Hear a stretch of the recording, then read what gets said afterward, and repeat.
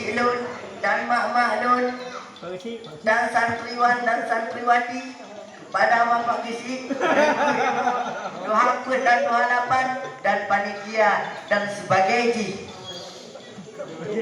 Jadi ni bak malamnya Lun hana tak lucu. Dan ipa lagi kita tet-tet.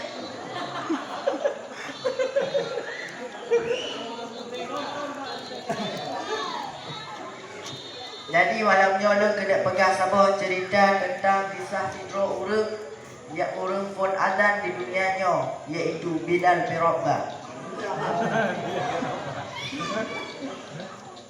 Bilal bin Rabah yang kedua adalah Sidro Urang yang kulit hitam dari Habsyah yang galak ke agama Islam saat gopnya matang budak. Bilal termasuk Sidro Urang yang mengalami perbudakan. Gopnya memiliki badan yang pijut dengan yang sangat tebal. Abu Bakar yang ketupu bahawa Bilal sabi-sabi disiksa oleh majikan gopnya bermaksud untuk kebebaskan. Sabar urah usyik lon bak tua. Abu Bakar bertemu Bilal di baruh tarik sinar mata urah karena tengah bertemu hukuman dari majikan gopnya yang bernama Umayyah. Bilal keikat dan keadaan menghadap mata urah padang pasir yang sangat suum, bahkan dada gopnya tertindih dengan badan yang cukup raya sehingga gopnya sesak nafas. Hadirin Quraisy lon di malam yang berbahagianya. Abu Bakar segera nelaki tawaran Mbak Umayyah untuk neblo Bilal. Umayyah menanda tengok cukup terkejut, malah dapat harga melipat ganda. Umayyah nekira bahawa Abu Bakar han akan sudi demi budak lagi Bilal. Dan akhir Abu Bakar kagetim untuk neblo Bilal. Umayyah terimalah sikul dinar untuk bertukar dengan Bilal. Nekul le Umayyah bak Abu Bakar. Sebenarnya jika rot lelaki satu dinar pun lun han akan ragu untuk lembu belau. Menjawab le Abu Bakar, seandainya hidran Nabi tawaran sampai dengan 100 dinar, lun pun han akan ragu untuk lomblo.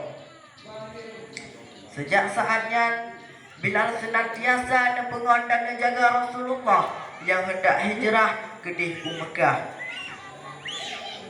Bilal dipilih je ke muadzin atau urang pun azan di dunianya. Bahkan dipilih Bilal, bahkan han dipilih sahabat Nabi Umar, Utsman dan Ali. Bahkan dipilih Bilal karena Bilal memiliki suara sangat lagak dan keras sehingga jika jangkau Bandung penjuru Madinah. Hadirin usyilun buat malam berbahagianya. Singkat cerita dah pegah usyilun bak sabar urah ketika katru wate bagi kekasih Allah untuk meninggal urusan dengan dunia. Bilal han sanggup le untuk nazan. Teruhlah sabah kalimat lewat Bilal. Aku bersaksi bahawa Nabi Muhammad adalah utusan Allah. Bilal langsung demo ketika Rasulullah kawafir. Saatnya Bilal lelaki mohon di Abu Bakar untuk debit dari untuk hana azan li. Selainnya Bilal juga lelaki mohon Abu Bakar untuk debit dari kota Madinah dan hijrah dan jia bak jalan Allah dan ikut meperang bak wilayah Syam. Hadirin ulisyik lon di bak malam yang berbahagianya.